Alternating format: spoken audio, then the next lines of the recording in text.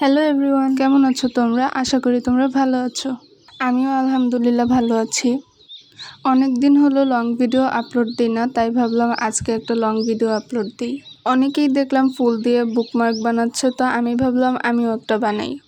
তার জন্য প্রথমেই একটা গ্রিন কালারের পেপারকে ফ্রেম শেপে কেটে নিয়েছি। এবার ফ্রেমটার এক সাইডে টেপ লাগিয়ে ফুলগুলো বসিয়ে নিচ্ছি। আমি আরও কিছু বুকমার্কস বানিয়েছি, তোমরা চাইলে সেগুলো দেখে আসতে পারো। ফুলগুলো লাগানোর পর উপরে আবারও একটা টেপ লাগিয়ে দিয়েছি। তোমরা কে কে এভাবে ফুল দিয়ে বুকমার্ক বানিয়েছো কমেন্টে জানাও, আর আমার বুকমার্কটা কেমন হয়েছে সেটাও জানিও। তো এই যে আমার ছোট একটা টেবিল, যেখানে আমি তোমাদের জন্য ভিডিও বানাই। টেবিলটাকে প্রথমে ক্লিন করে নিচ্ছি। এই যে আমার গরিবের মোবাইল স্ট্যান্ড, এটার ভিডিও আপ দেওয়া আছে, তোমরা চাইলে দেখে আসতে পারো। এই যে আমার কিছু পেন্ট ব্রাশ। নেক্সট ভিডিওতে কি জারটাকে রং করব, তোমরা কি বলো? এটাতে রাখবো আমার কিছু পেন্সিল রং। না না না একটু বেশি হয়ে গেল, তাই না?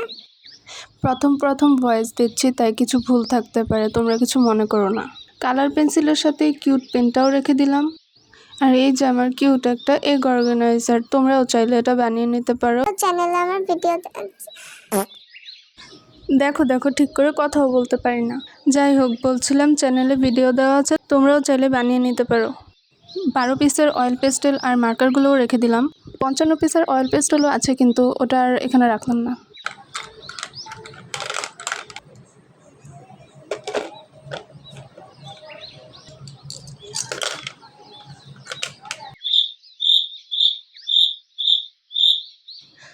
বলতেছিলাম, তোমরা যদি আমার আগের ভিডিও দেখে থাকো তাহলে দেখবে আমি দারাজ থেকে যে গ্লসি পেপারটা অর্ডার দিয়েছিলাম ওইটা অনেক ছোট ছিল। তো আমার কাছে দুটো এমন কাঁচের টুকরো ছিল, আমি একটাতে গ্লসি পেপার লাগিয়েছি আর একটা কাটিং বোর্ড হিসেবে ইউজ করি।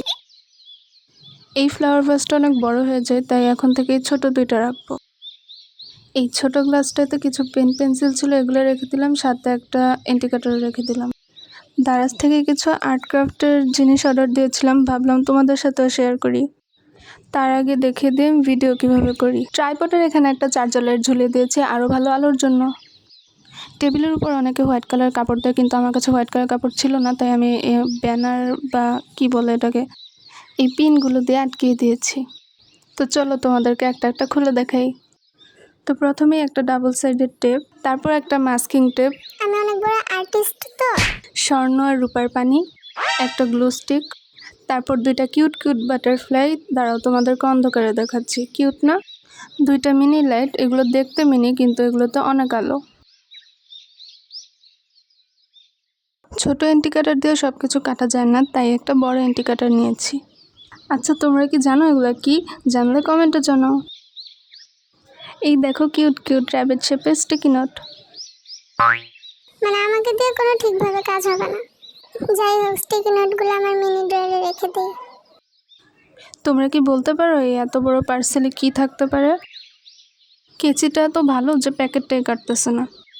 আমি করব সুন্দর করে আনবক্সিং। হ্যাঁ, তো এখানে ছিল ছোট একটা ফেরিলেট, আসলে এটা ছোট না, তোমাদেরকে এটা পরে জ্বালিয়ে দেখাবো। এই দেখো ছোট একটা পেন্টিং প্যাড। আসলে আমি অনেক বড় আর্টিস্ট তো। আসলে বড় পেন্টিং করতে লাগে অনেক সময়, আর আমি হচ্ছে অলস, তাই আমার জন্য এই ছোট প্যাডটাই ঠিক আছে। আবার কোথাও গেলে সাথে করে নিয়েও যাওয়া যাবে। এখানে তোমাদের ছোট পেন্টিং করে দেখাবো। একটা পেন্টিং অলরেডি করেছি, তোমরা নিশ্চয়ই দেখেছো। কিছু কালার পেপার কিনেছি।